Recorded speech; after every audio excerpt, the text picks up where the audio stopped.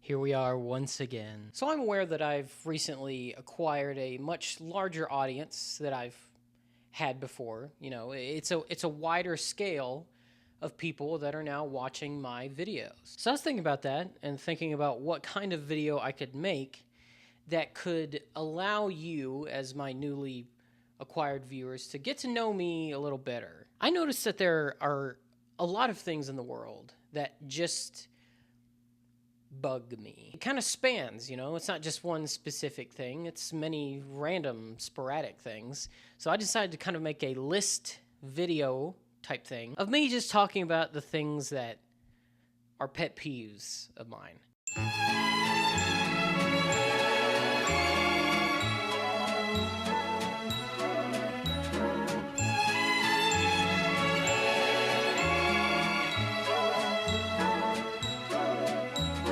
Okay, so let's start off with the first one. I don't know if anyone else has noticed this, but there has been a trend happening on TikTok, on YouTube Shorts, on whatever place you can make like a short vertical video, adding this song to every single edit they make.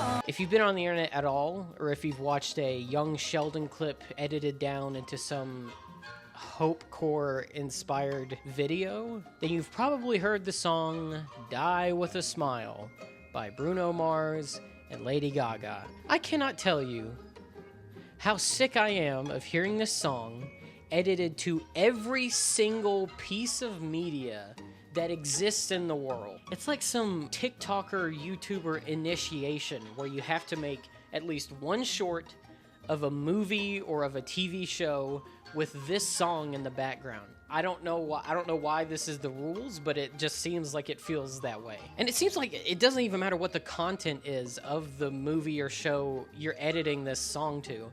The movie could be about a group of people getting burned at the stake for supposedly being witches. But as long as you up the contrast and add some kind of color filter to it and add this song to it, you've got a nice, easy 1 million view short there. I mean, it is in the bag if you do that. And I don't know what it is. I mean, the song is fine. I don't have a problem with the song. But why did we all latch on to this song specifically? I don't understand where this came from. I don't know who did it first. I don't know who was the first one to like start this domino chain of just adding this song to everything. But I hear it all the time now, and I'm just sick of it. It just gets on my nerves. I'm so tired of it.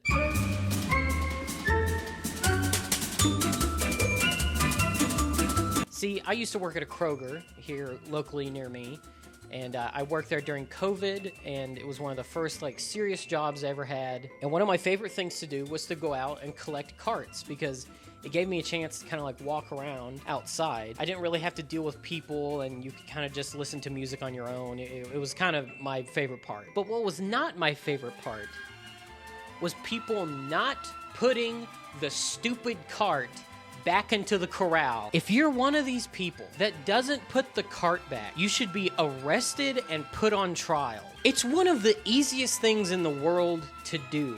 It doesn't even matter if the corral is full. If there are carts sticking out of it, trust me, it's better to put the cart where the carts go rather than leave them where you parked your car. I was once out in the parking lot collecting carts.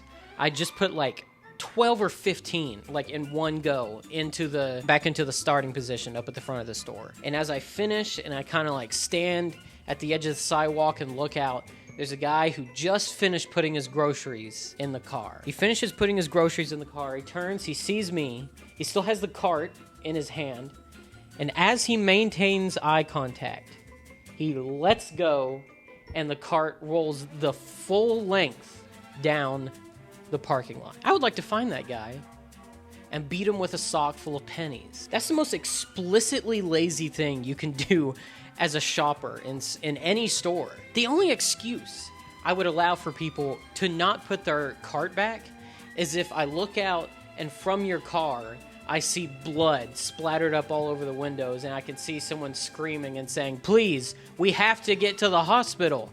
Don't put your cart back. We have to leave right now." And if that's the case, I don't know why you stopped and got groceries. So, actually, you should never not put your cart back.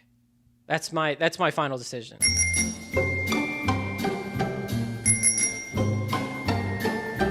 Okay, this complaint is a little boomer-esque, but I just don't understand why they're all like this. 3-mode flashlights. If you buy a flashlight in the year of 2025, every single flashlight, this flashlight probably costs about 0.03 cents to make. Literally one of the cheapest flashlights I've ever held. It just feels like there's nothing in it. But every flashlight I've found has always done this, okay? You have the on-off button, you have on, but then you have this, which is dimmer, and then you have the freaking like strobe light. So if you want to just like quickly turn it on, you have to go and turn it off. I'm not stranded on some island. I just need my flashlight to turn on. And I realize like your phone can do the same thing. It has a light and you know, it's only got one mode. You can adjust the brightness and everything, and that's fine. But sometimes the phone just isn't bright enough and I need an actual flashlight. And I just want it to turn on and off. I don't need all these modes. But I'm not going out into the wilderness and skinning bears to wear their pelts as protection. I'm just wanting to use a flashlight that turns on and off. That's just a random one that I noticed recently, and I just don't know why they make them like that.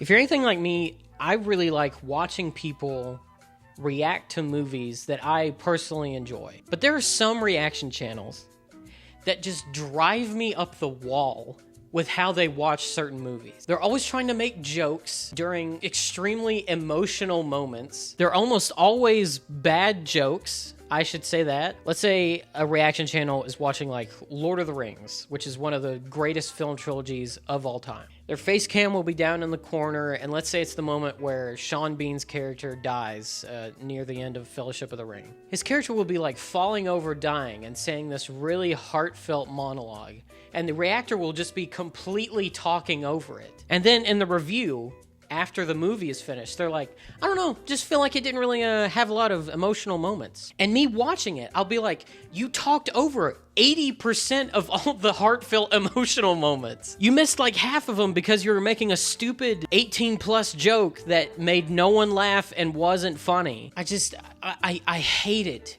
when reactors try to be comedians, okay? I'm not watching you to try and be funny. I'm watching you so that way you can react to a movie. I'm gonna list my 2 favorite reaction channels right now. Blind Wave, Octocruel. 2 of the best reaction channels I think in existence right now, okay? To both those reaction channels, I salute you. You're both amazing, and continue what you're doing. You're great.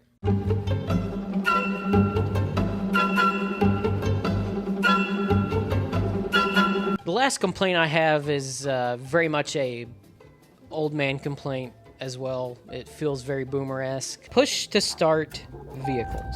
Most cars now have a push to start button instead of a physical key to turn to start the engine. I don't particularly trust it. Like, if I had a nickel for every time there was a button on something that stopped working, I'd be very wealthy. I just like having a key. I don't really trust all of the tactile things we're taking away from cars.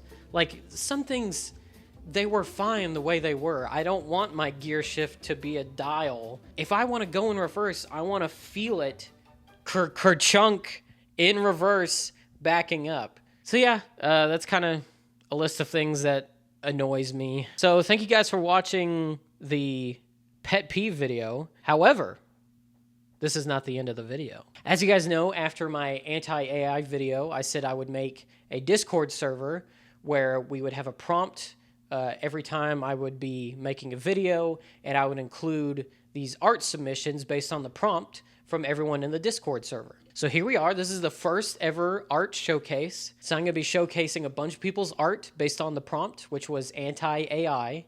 And if you're interested in being a part of this, the link to the Discord server is down in the description.